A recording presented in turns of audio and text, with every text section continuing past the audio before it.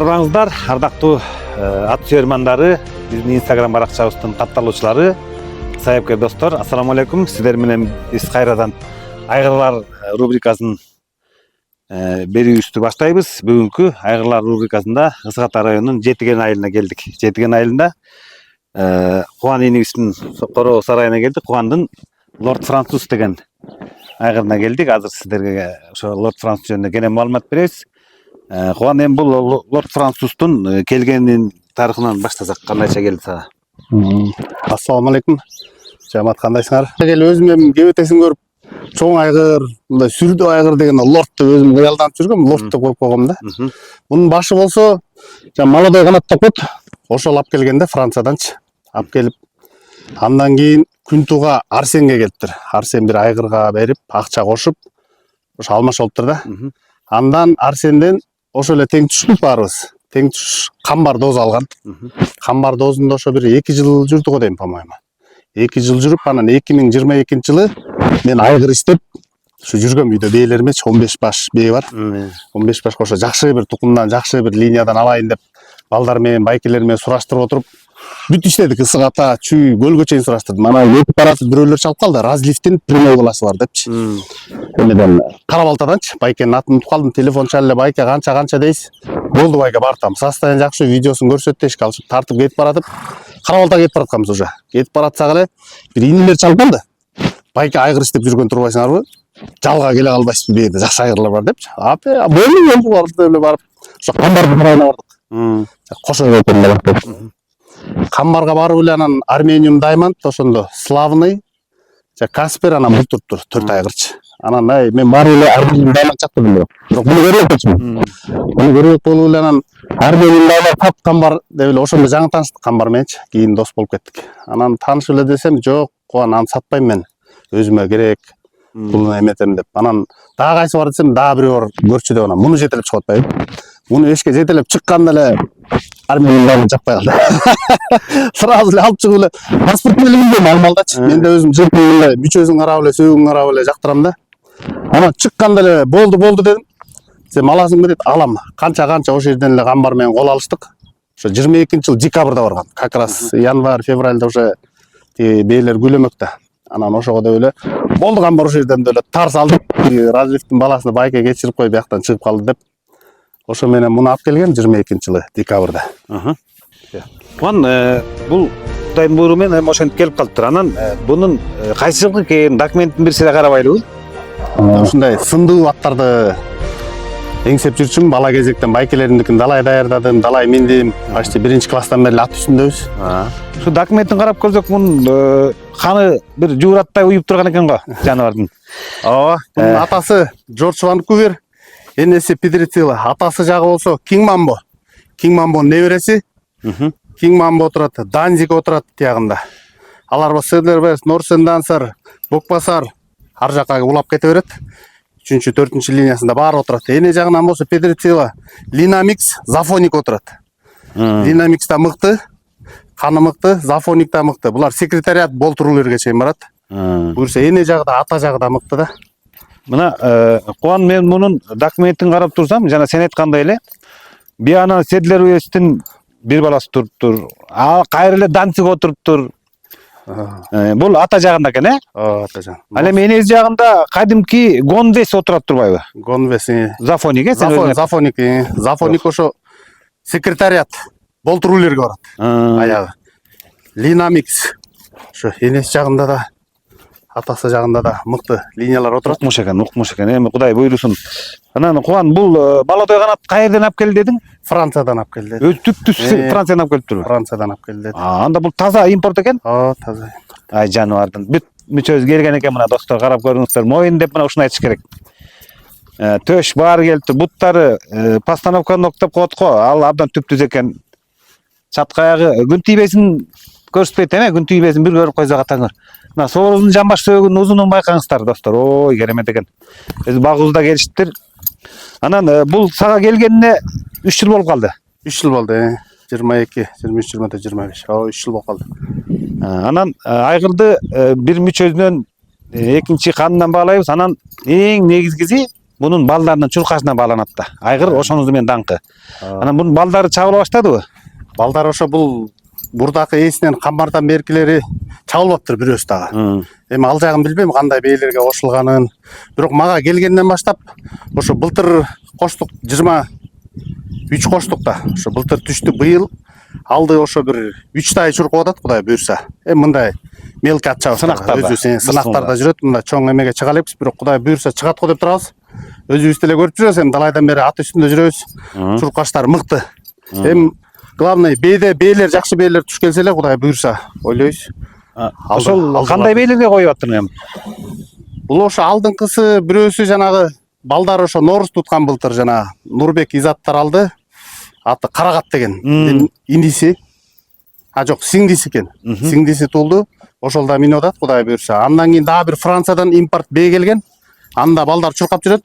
Ал дагы өткөндө ошо биринчи келди сынактан. Ошол жүрөт. Анан бул өзүмдүкү үйдөгү. Ушу үчөө. Анан бирөө аэропорт жактан тоже. Анын бээсин унутуп атам, ошо тетрадь журналды караш керек да. Ошо менен Кудай буйрса. Бул баласы көзгө көрүнүктүү мен билгенден, бирок көп токтоп кеткен.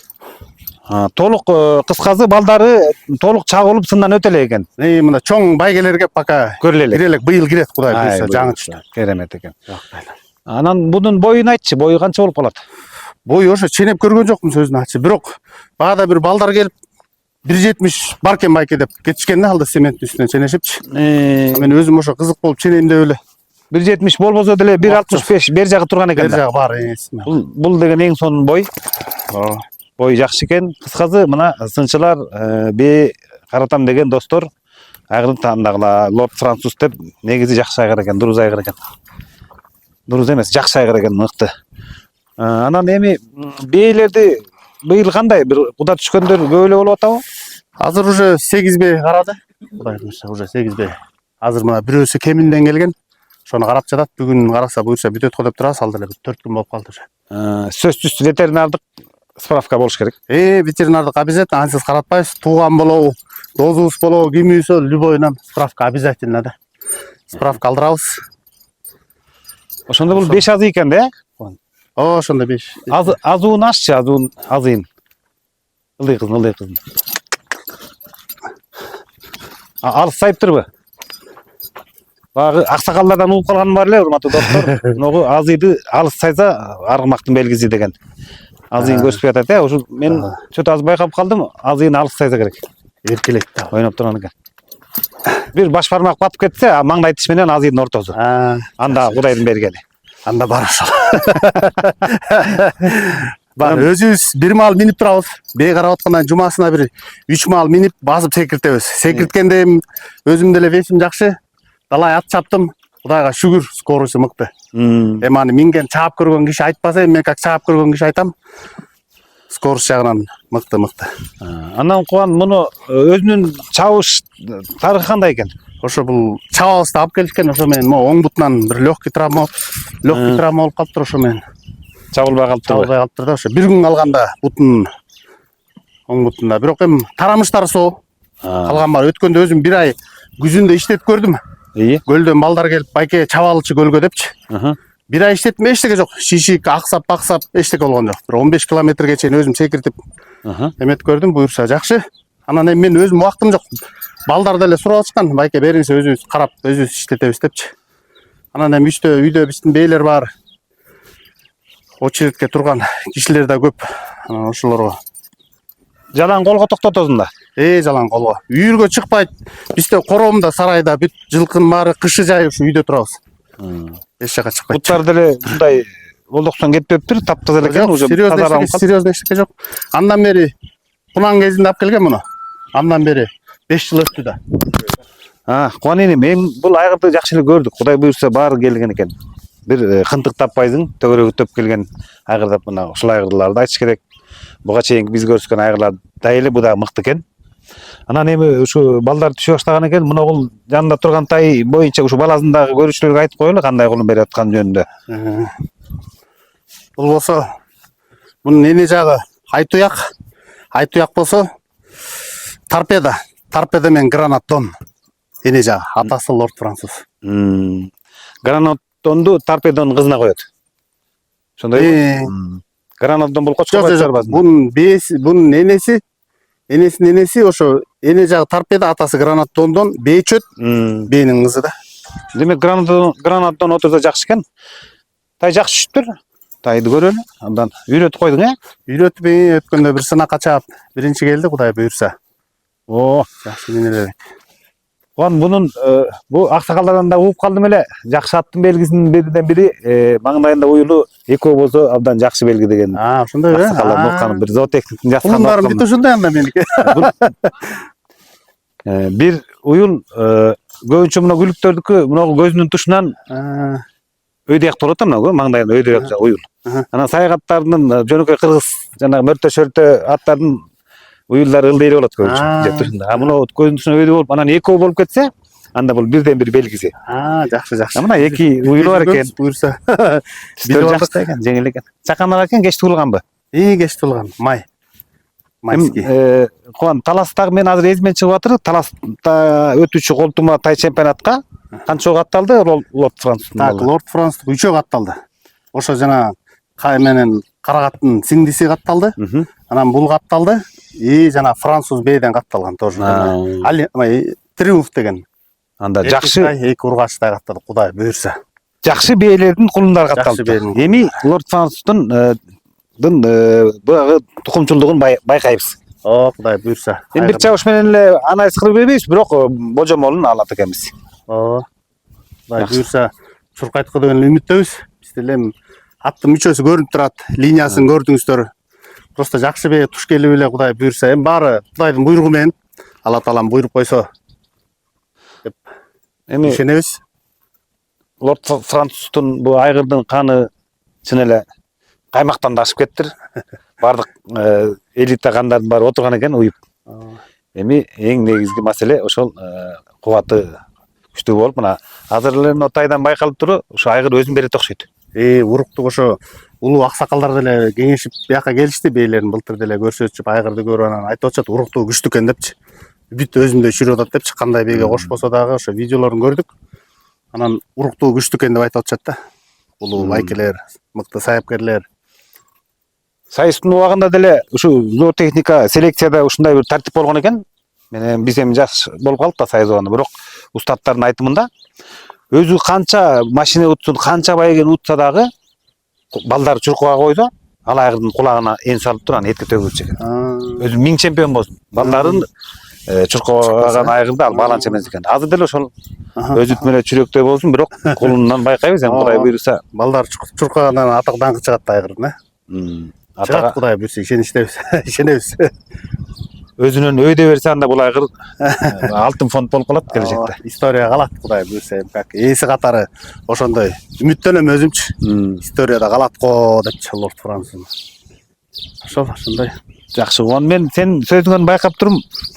Бул айгырга болгон махабаттың келинчегинен кийинки эле экинчи орунда турат окшойт. Кээде билбейм. Өзү мен бирок антейин десем биз семейный кызыгабыз. Мына кызым жүрөт, бир эле кызым бар, Кудай буйрса. Аллага шүгүр. Ошо кызым кыялданып жүрчү. Мен өзүм бала кезектен эле жүрөм, кыялданып. Мага мындай сындуу, анан бала кезекте ушундай аттар чапкам. 50-60 аттын ичинен жылынып чыккан аттардычы. Мен дагы эле ошондой деңсейм да, өзүм жылкыларыма, селекцияма Кудай буйрса, ошондой чыгат го деп үмүттөнүп жүрөм да. Ошол да менин мындай красиво чыккан аттарды жакшы көрөм да. Узатыпчы. Сонун экен эми. А так семейный кызыгабыз биз. Кызым кызыгат, келинчегим кызыгат, үйдө жардам берип, ушу үчөөбүз эле кышы жай ушу жерде эле жүрөбүз. Короодо эле. Кудай кааласа. Жакшы. Эми адам башка ушунча келип калдык. Адам башка 1-2 жылкыңды көрүздөр элеми? Достор.